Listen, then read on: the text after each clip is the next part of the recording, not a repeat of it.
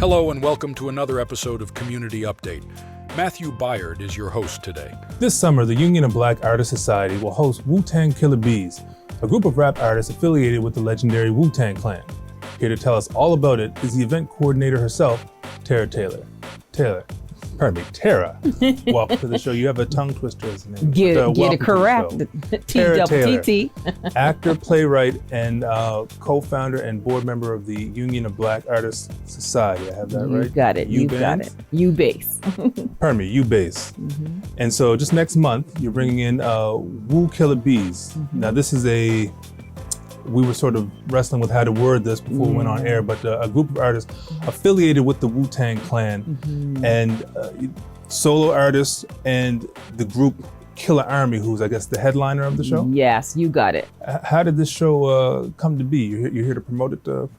Okay. Well, I work with the connection to the artist, Obediya Jones-Darrell, and he and I just kind of discussed we were going to do like a roundtable discussion at the Black Cultural Center, and it was about artists and whatnot. And so I figured that while he was working with them in a couple of different capacities, that it'd be nice to have them come in on the Zoom and just, say, hey, what's up to, local rap artists and whatnot as a thing. And he said, well, you know what? They'd be willing to actually come up here for a full concert instead of just, like a hey showed on Zoom. And I said, oh, really? So that's where it started. And I figured, you know what, we have to put on a big concert anyway with our local artists and whatnot, just to show potential funders that we can do shows of this large caliber. Right. And so what better way for, than artists that I grew up on, that, folks around here grew up on, and, just artists in general that have been, Grammy Award winning, right. Platinum selling artists, traveled the world and that kind of thing. So what better way than for one of these artists? And you mentioned before we went on air, I believe Corey Writez and RealEyez Dorrington are some of the local acts that people might be familiar with. Are there any other local acts? Yeah, so Corey and RealEyez are the confirmed openers, okay. And we're looking at one from Atlanta. His stage name is Sixman. And another one to ChiChi. So we're just waiting to see if the dates work out for him, and would love to have him join us. So yeah, and then we also have a contest going on for one more opener, and that would be the person who wins. Basically, we're putting out to artists to do 16 bars over, a beat that they chose, that the artist Calamity chose, and whoever is their favorite gets to also come on stage to open with the song. So this concert is taking place July 13th. It's not a Friday, is it? Friday the 13th? It's a Saturday. Yeah. At the Lighthouse Performing Arts Center, if I have that name right, on Argyle Street in Halifax. Yeah, it's actually Lighthouse Arts Center, and it's in the Performing Hall. Now I have it wrong. The Performance Hall. That's what I meant. So now, and I don't mean to bring the mood down. There was some, I guess, not controversy, but you guys got some. There was some confusion at first. Folks thought this was the Wu-Tang Clan that was coming. So just for the record, that's not who's coming. Yeah, that's not who's coming. But the thing is how they do, because there's a couple of the ones that are coming that are related to the original clan. If you're fans of the Wu-Tang Clan, you've heard of a lot of these artists. Yes, you have, and you know exactly the affiliate, because there's actually altogether there's about 30 affiliates, right. And so these particular ones report right back to how they were treated and how everything went and how it went down and whatnot. Report back to the Wu-Tang. Right back to the Wu-Tang. So we're trying to get a good report from Halifax, which could potentially bring them in. It will bring them right in, yeah, and we'd like to bring them in once our space is built. So just for the record, and I have it here on my phone, Killer Army, they will be the ones, I guess, headlining the show. That's right. But they'll be joined by fellow Wu Kayla B's and Wu affiliates, Killer Priest, Ninth Prince, Kinetic 9, Dom Pachino, and Law the Dark Man. You got it. And I understand that in addition to the concert happening on Saturday and the 2 days leading up to there'll be additional appearances they'll be making throughout the city. What can you tell us about that? Yeah, so they're really, really, really great, really versatile artists. So Kinetic 9 is going to be actually one fun one and then one really important community one, actually two. So the first one for Kinetic is just a fun, there's a restaurant in Dartmouth called the Timber Lounge, Axe Throwing Lounge. And so I've seen pictures of this online. Yeah. Looks dangerous. So it's dangerous if you don't know what you're doing. Fun, though. It looks fun. So Kinetic 9 will be joining the owner, who's actually a professional axe thrower, and will be, just like telling the community, come on down and throw axes with, Kinetic 9 of the Killarney, Wu-Tang Killer Bees. And so that'll be a nice little fun one. Thursday the 11th? Pardon me? Is that happening on Thursday? That will be 11th? on Thursday, yep, Okay. the 11th. And then also Dom Pachino. So he let us know that he grew up in the projects down in the States. So he wanted to talk to and meet with people that are like, we don't call them the projects per se, but people in housing and in that kind of situation, that high risk situation. He wanted to meet with some young folks, some aspiring rap artists. So that'll happen at, I believe, Mulgrave Park. We're looking at a couple of different locations, but most likely Mulgrave. So just watch our socials and we'll put it out there. So that's really, really nice. So he'll be meeting with the community, talking to some kids about that kind of stuff, his life growing up. And then we on the Friday evening we have at DBDLI. Again, Kinetic 9 is going to be talking about one of their songs. And so specifically about the trauma that the artist had kind of went through in order to get to that song. So it's a surprise song. We're going to actually, when people sign up for it, then we're going to send them the song so they can listen to it previous if they haven't already heard it, so they understand the discussion. And so that discussion will be moderated by Kayla B of Breelove Wellness. And Kayla is the only Black clinical traumatologist in Nova Scotia. And so she'll be talking with him to analyze and break down the song and what it meant to him as an artist, to them as artists and whatnot. So it'll be, and that's also for community, and that'll be a free event. And so you mentioned, just really quickly, you mentioned information about these events, and I assume the concert will be up on your social media platforms. Also, I'm assuming on your website. What's the website and what are the social media platforms? Really quick for folks. Yeah, so the platform on Instagram will be on the screen for you because at this moment I do not remember it. But the website is unionofblackartists.com, and the information is already up there. The poster's already up there. People can already buy tickets on Tixar through Lighthouse Arts Center. You can go also to the website to purchase tickets as well? You can. I believe there is a link to it. Yes, there is. Okay. Yeah. So just say the website again really quick. The website again is unionofblackartists, that's plural.com. Right. So these are the Wu Killer Bees who are coming. Folks might not be as familiar with them as they are, say, Method Man or the Wu-Tang Clan as a whole.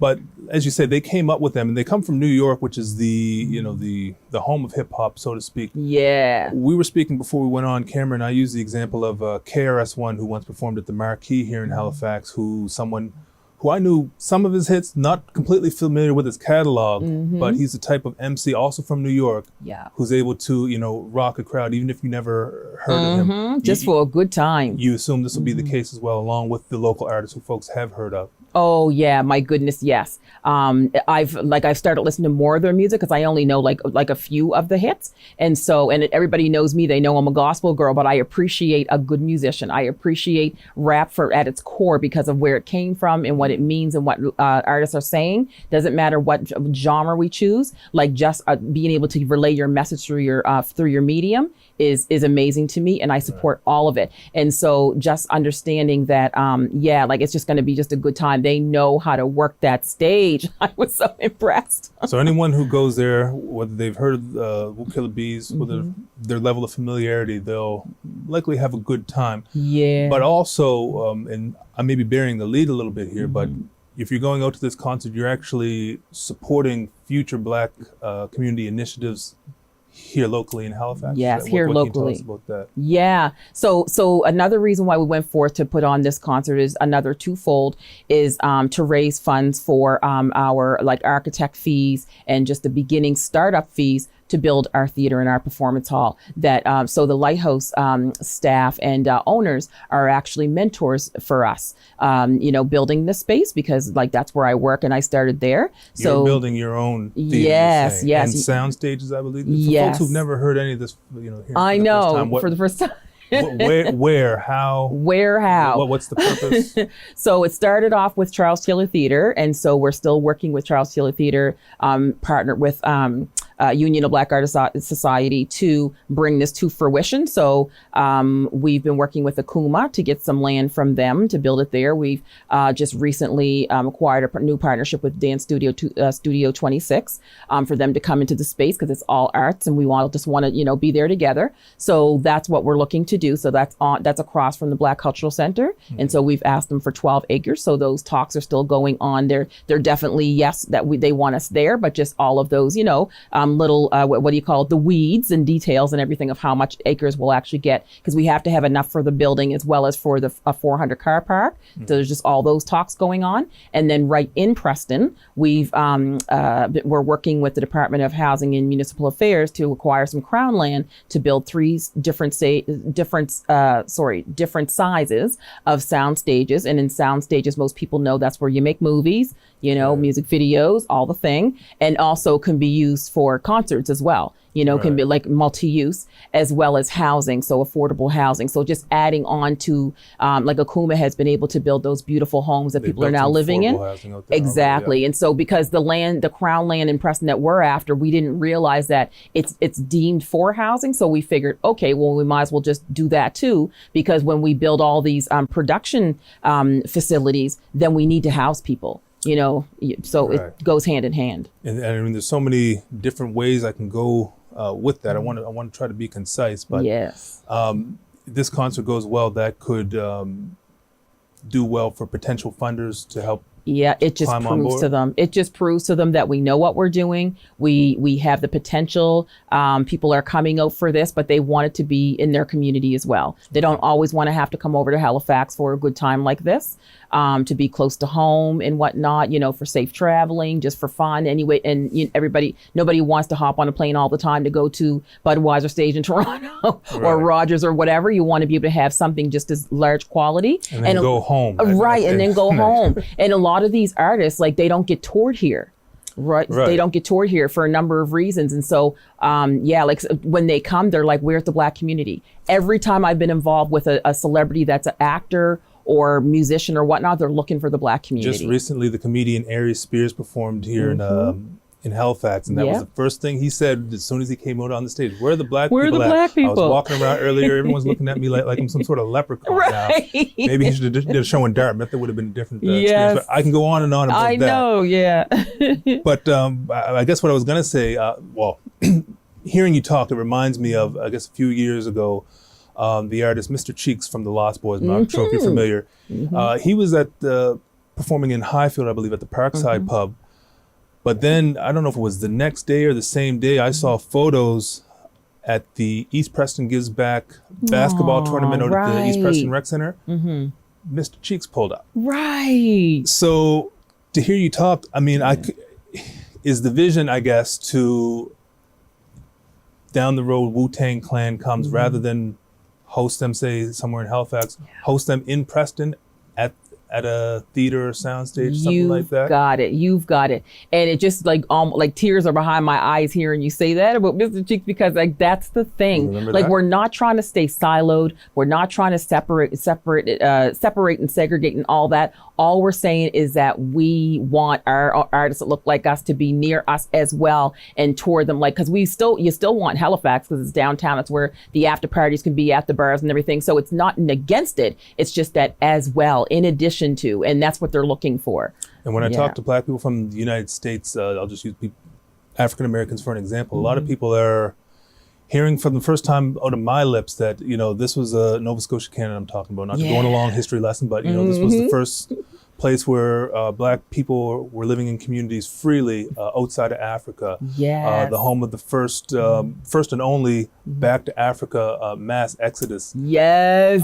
Preston, the largest Black community, I'll just say east of Quebec, maybe even further. But for artists like, Wu-Tang Clan, who they're proud of their Blackness, I'll just say, for lack of a better term, artists like Killer Mike, Dead Prez, to come and perform in Preston, I got to think that might be a selling point for them, even if they're not going to make as much money as they would, say, at the Scotiabank Arena in Toronto. I think they make just as much or more because they're near the Black community, and then people will come because they're near them. So they come more because it is a pain in the bum to like have to like keep crossing that bridge, especially late at night and everything, and gas or whatever else. But like I think they'll make it just as much or even more. And like even just the thought came to me about I hear people, because I belong to a lot of collectives that are, there's one from the States, there's one that's international, and there's one that's national across Canada.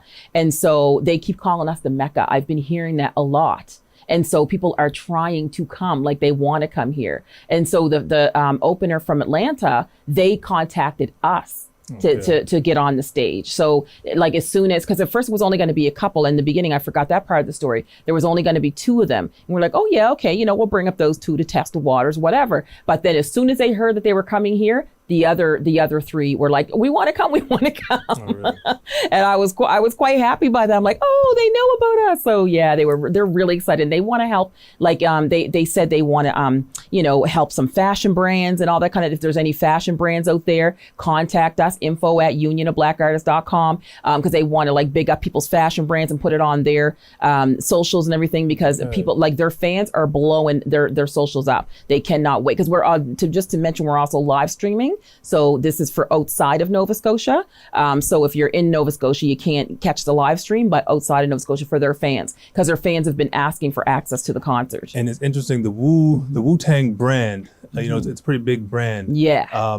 We talked about them being lesser known artists in the Wu-Tang clan, and there's various solo groups, solo artists within the Wu-Tang clan who may not be, say, as popular as Method Man in North America. Right. But overseas, yes, the Kayla B's and various Wu-Tang members are much bigger than we even realize. So I keep hearing China. Around the world. Yeah, all around the whole globe. And so like I just kept hearing China. People want to see them. They want to see them. And I'm like, okay, well, China as well as the rest of the globe. So but yeah. So if I'm hearing you correct, you hope that this concert has maybe a kinetic effect for a lot of stuff that you're going to be doing regardless coming up. If folks were disappointed that it wasn't the Wu-Tang clan, if they first thought about that, forget about that, you're saying. Well, I'm saying forget about it, because then when they report back good, then they're coming. The ones who you wanted are coming. But even if the Wu-Tang clan never comes up, folks are going to go to this show, have a good time, and help support some of these Black community initiatives that you hope have a kinetic effect to help further support.